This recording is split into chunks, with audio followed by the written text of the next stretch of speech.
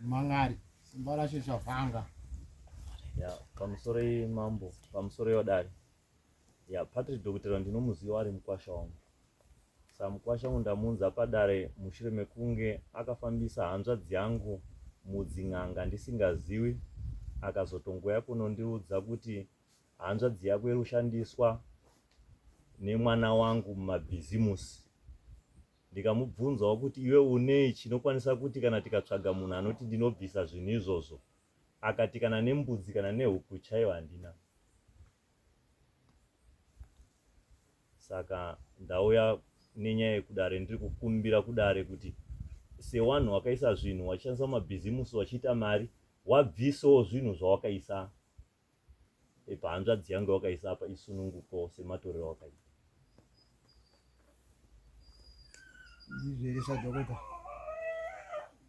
ya ndingati pamusoro imambo pamusoro wadare nairi kutaura Tezvara kuti mwana wavo nezviri pari ichokwadi. aurisaisa dhokotera tinyatsonzwa Ndati nauye ataura Tezvara wangu kuti mwana wake ane zviri pari.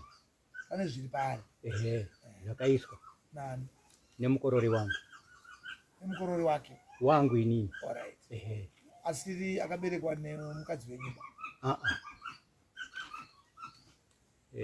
saka kuti akaiswa nemwana wenyu makaberekawo neumwe mukadzi. Alright.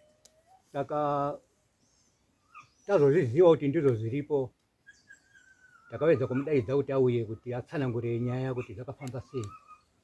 Mukorori wakaramba kuuya kuti azodaire nyaya kusvikira ini ndakabva ndachizouya kuno kotaurira Tezvara kuti ndiyo nhau iri pamudzimai wangu asi nhau yakaiswa ngemwana wangu.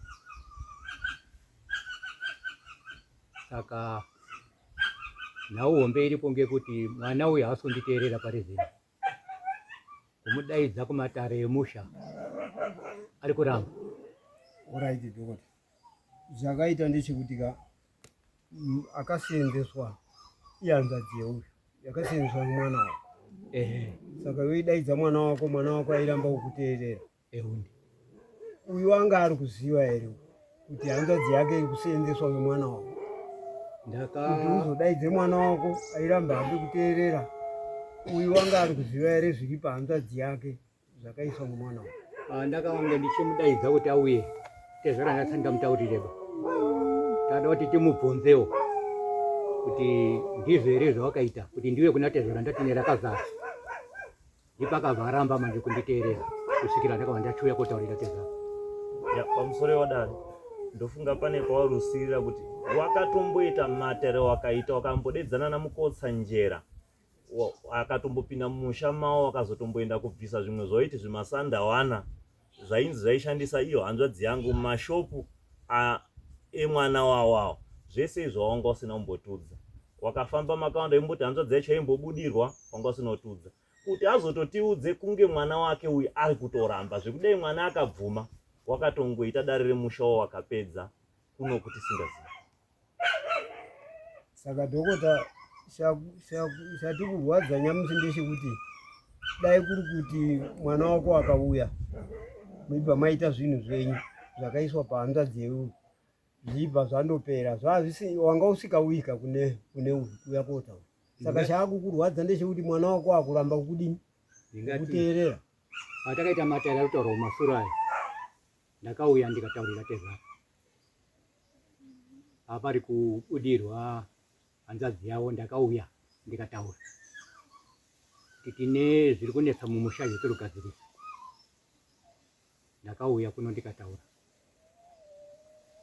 apa iyo hanzvadzi yacho iri musikana wakadzi ariko kumba kwadhokota tatomufudza kuti hamuna kuya naye kuti ataure kazviroitika nekuti isatozivi kuti kubudirwa kwacho ndakangomuona ari ngoraiti kuti akuzobudirwa nei achitaura kuti aishandiswa kuti zvese hapana zvatoziva. Takatongonzwa dhokotera wacho achitongota nemuromo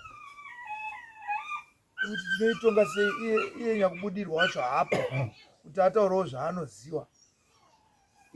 Inini mungota kuti mwana wenyu aramba kuuya, ko mukadzi aramba kuuya kuti inini ndandiri kufunga kuti ndichabatsirwa kuti mwana wangu uyu asungwe. Kana asungwa ndiwandachiuya. Pindura mubvunzo baba. Tati mukadzi uyu haana kuuya nei?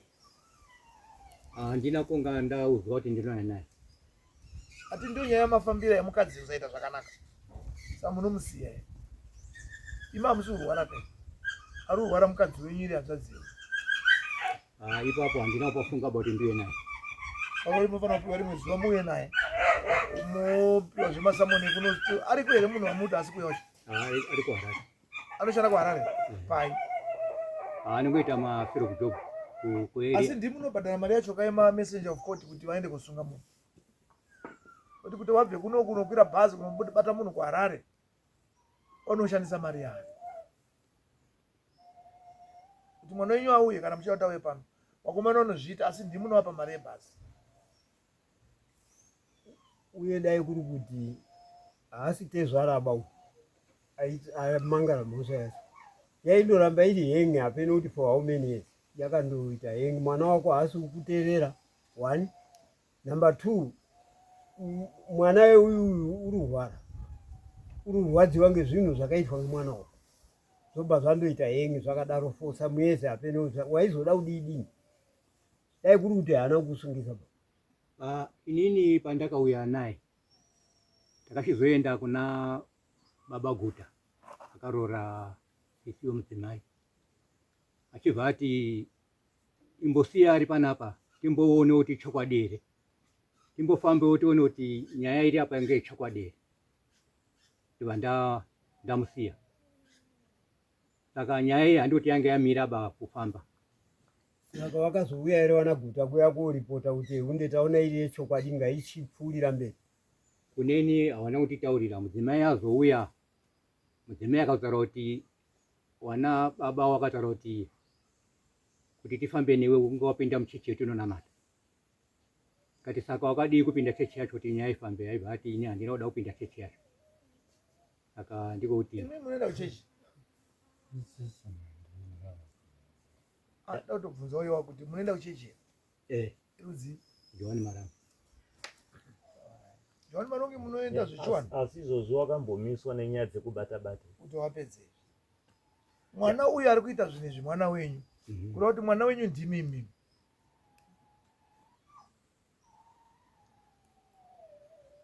Saka mwana wenyu kutadza kuuya mhosva inongoenda pamuri kuti imi makatora hanzvadzi yangu mukatanga kupa naye mun'anga mundisingazivi. Saka uyo anongouya ari kuti ndoda kuti mundibhadhare imimi. Imi ndimi chanonangawo kwamuri unanga. Uye tu anonzi pawakaenda ipapo sekutsanangura kwavo kwawaitoita. Ndichizofonera umwe mwana wavo anonzi iwo baba ava nemwana wavo pakuromba pakubata-bata apa wari wese, nekuti yakazombotaura kuti ndakambozosvikawo Marawi sadhokotera wakagara apa. Saka wanoratidza kuti wari wese, asi pane pawakazoita kunge wakada kupikisana padiki-diki nemwana pawatadza kuzowirirana. Asi pakubata-bata apa wari wese mukufambidza nyaya dzavo, unoti wakaitawo kuti kwaitutsvaga zvinobatsira musha. Saka mwana akuramba nokuti wakuona kuti takaita tese zvinhu izvi, saka wakundidaidza kuti tiwe kogadzire nyifu takabata tese. Nacho yari kuramba kukuteerera. Ndingati zvingadaro pakutaura, asi mazuva ano kune matekinoloji iri kuitika kushandiswa kwemishonga. Kuti mungagona kundotorwa imi musingazivi kuendeswa nyika yemusingazivi. Kana yava nyaya hamugoni kuramba. Kuti zvinge zvirududzira kuti wakadini wakazviita. Saka wakatomboendeswa ndiye kune imwe nyika usikazivi. Saka makatorwa nyama yenyu muchiendeswa kunzvimbo yamusingati mambosvika, mushonga wakakubvunzirai makazongere kana masvika? Kunga zvakutotsanangurwa kuti wakafamba zvakadai wakafamba zvakadai. Ndinotoramba kuti handina kuenda koba. Tati imimi makangwere kana masvika kuMalawi nerusero here nechii netsoka, kana makangobhururuka mibva mangomhara sepapa tongoona makubuda? Handizivi maendere ndakaita. Asi muri kuzviziva kuti makaenda? Ya, zviri kutsanangurika mukutambudzika kuti kuita. Zviri kutsanangurika mukutambudzika kuti tiri kuita.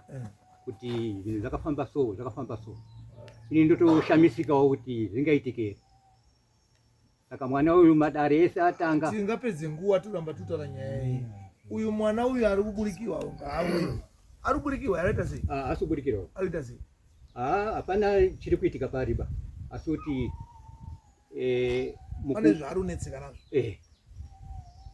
Saka anofana kuuya ataure zviri kunetsa. Asi ichangoenda pekuti imimi ndimi mune mwana ari kushandisa uyu kana zviri zvechokwadi. Kekuti uyu zvaari kuda muchadzikana mamupa zvichangonosvika ikoko. Nekuti akaroora mukadzi ndimi haasi mwana wenyu. Uye chazotosvitsa kuti tisvike panapa ndezvekuti sadhokotera wachinangwa chawa kana kuti sematauriro awaita wanhu waiti takaisa zvinhu zvatakaisa pamwana wako iwe ndiwe unofanira kubvisa pamaexpense ako iwe. Iye akaroora ari mukwashedu yekuti kana musha kwacho akabva kubvisa $5 yakatadzotenga uko.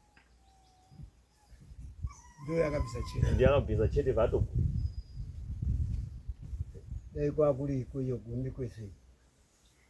Kushabatikana hako apa dhokota manje wabvuma kuti iye uri kushandiswa ngemwana wako uri mukambani nemwana wako. Kuti wati ndakaenda kuMarawi ndakandoendeswa. Saka wabvumirana nazvo kuti uri mukambani nemwana wako. Saka chikumbiro changu inini manje ndandiri kukumbirawo kuti agone kudaidzwa kuti auye. Inini mukadzi wenyu ndimi munotoya naye? Ndio mukadzi ndoya naye. Ndotaura. Kona si madiki kuya naye. Handina kuziva about arudikana. Inini pafungwa yangu ndandirifunga kuti kana uyo mukomana paanenge auya ndipo mukadzi anenge audini awapobvesa. Asida kunzwa pfungwa dzenyumba. Imimi taurai kune mwana wenyu uko kwamunoziva moenda kune mapurisa aya mowapa adresi yacho mowapa zvekufambisa. After 2 weeks ndo pane rimwe dare moya kudare. So 28 March. Mwana wemukadzi wenyu muchangoya naye mega. Mukadzi ndoya dambudziko randinaro ndiri kukumbirawo. Handina mari. Saka handizivi kuti ndingabatsirike senyi kuti munhu uyu adini auye.